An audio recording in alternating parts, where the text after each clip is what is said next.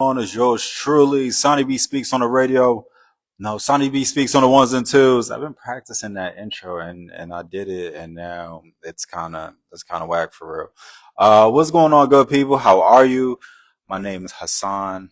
Thank you so much for being on this live and joining.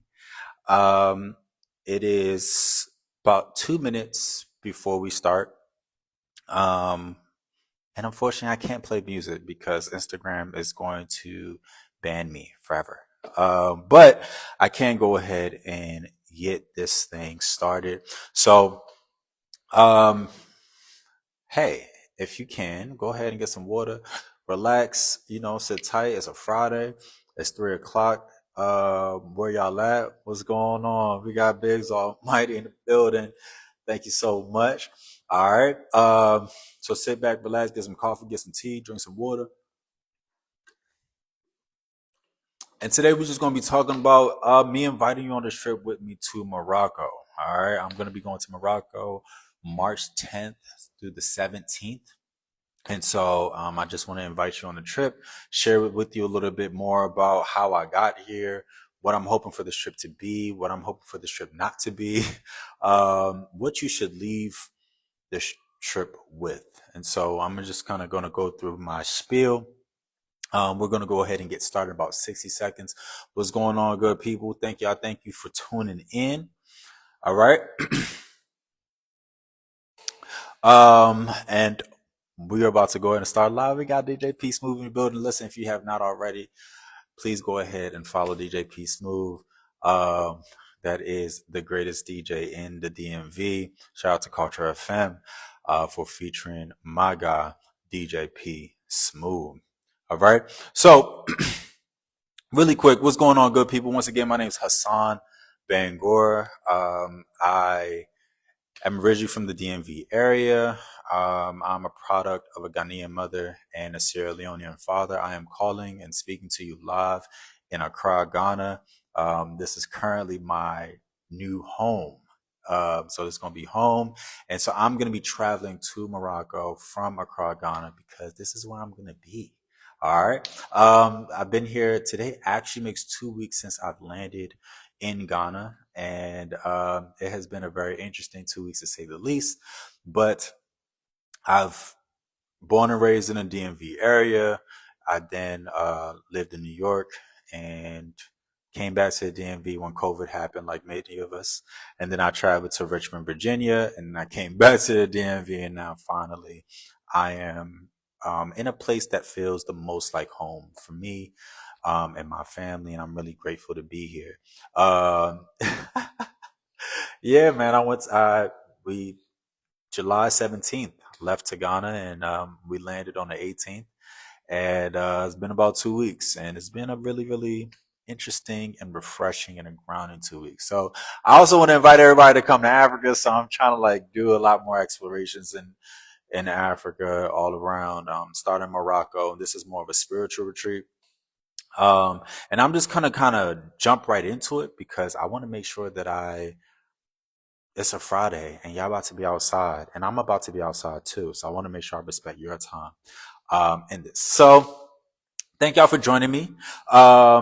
And I'm just going to kind of go through my agenda. I created a list of questions that I thought you might have about Morocco, and I wanted to go ahead and kind of use that as a guide to have this conversation, this dialogue.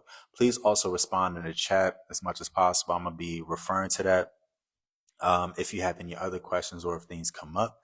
And if you are watching this on any other platform like on YouTube, or and I will be posting on LinkedIn as well. If you have questions, I'll do my best to go ahead and answer those questions in those comments as well. All right. So without further ado, let's go with what inspired this retreat to Morocco. So I had to kind of start this story last year, 2024. What's poppin', Andy? I'm like, what's going on? What's going on? Last year, 2024, was a lot of endings. My relationship with my son's mom ended. And that kind of was like a trigger to a lot of other relationships ending. Like that was like my first real heartbreak. I know it should have happened in high school, but it happened at the tender age of 31. And I remember just feeling a huge loss in my sense of self, in my sense of I lost my job. I lost a lot. There was a lot of loss kind of going on in that time. And I remember calling my homegirl at the time, and I just needed a friend. I needed someone to talk to. Uh, I can't show Quest. He is at the other house. He's my next door neighbor right now. Once I'm done this live, he's gonna come back because he's gonna be talking a lot. But if he comes in, I would definitely welcome him into the live. So, um, I was going through a lot of loss last year, and then ultimately I called my friend and I was like, "Yo, what should I do?" And at the time, it just so happened to be Ramadan. During that season of Ramadan, my she was like, "Yo, why don't you just fast for the last 10 days?" And I'm like, "Fast for the last 10 days? All right, let me just give it a shot." So, what's important about this story too is my mother's a devout Christian and my father's a devout Muslim. And so I have had a chance to really learn and basically kind of be immersed in both religions, and honestly really helped me grow my spiritual practice. So what I thought was confusion because I didn't know where I wanted to be or what I wanted to be was actually me increasing my appetite to learn to appreciate other people, other cultures, other spiritual practices. And I think that is going to come true when I talk a little bit more about why this retreat. And so I ended up fasting the last 10 days, and it kind of helped bring me back to center. It just helped ground me in where I was, who I was. It was a lot of revelations that was coming up. It was a lot of understanding about self. And ultimately, it really kind of helped me get clear in myself, right? So fast forward, I'm getting back on my dean, and that is just one small thing that I'm doing to really help me kind of get back to myself. Ultimately, thank y'all so much for joining. By the way, um, and so fast forward now, it is a year later, and I'm starting to kind of get back into myself and get back into my senses. Right now is the next Ramadan. March 1st was the day I actually got the premonition, like, yo, you got to go to Ghana because it's been something that's always been on your heart to do. And I think there's a huge spiritual undertaking that comes through fasting. And so I fasted, and when you're not stuffing things down, you kind of get to see what comes up. And that was like the first thing that came up. I'm trying to figure out how to like give as many details as possible, but also making this feel like a free flowing conversation. But March 1st, I get the premonition to go, and I reach out to my son's mom. Her name is Alex. And I'm just going to use her first name because she's a person and not like some weird cloud. And I'm like, yo, I can't let this Ghana thing go. And she was like, "Well, I was just trying to go to Ghana anyway." So I was like, "All right, so look, like, let's see what's up." So we ended up just making a choice ultimately to raise our son here. But the reason why Ramadan is so significant is because I was spending it with my dad, and I was also working a lot. And I remember by the end of Ramadan, I was like, "Wow, this was one a very lonely experience because outside of me breaking fast with my dad, I was just by myself."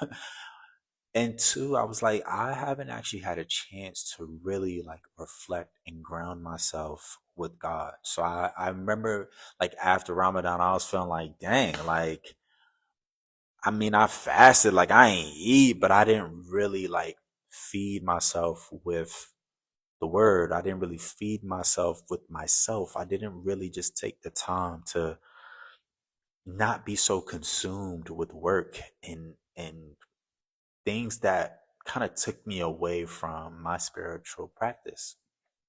And so um I knew I was going to Ghana at this point, And on May 17th, I ended up quitting my job, but I wasn't leaving until July 17th. Now, here's the importance of that, because people was like, yo, why would you quit your job so early? You got 2 months before you even travel. So what I spent the 2 months doing was just, I focused on just becoming. And I think that is, as I've been reading the Quran, that is one of the things that God called Jesus to be.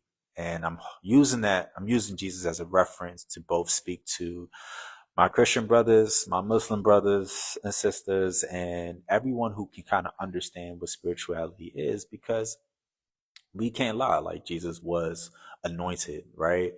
um as was many other prophets, but let's just speak on what's relevant right now. So I saw that and I was like, you know what, I am going to become. So I started really just taking that time to focus on, who did I want to be when I was in Ghana? Who do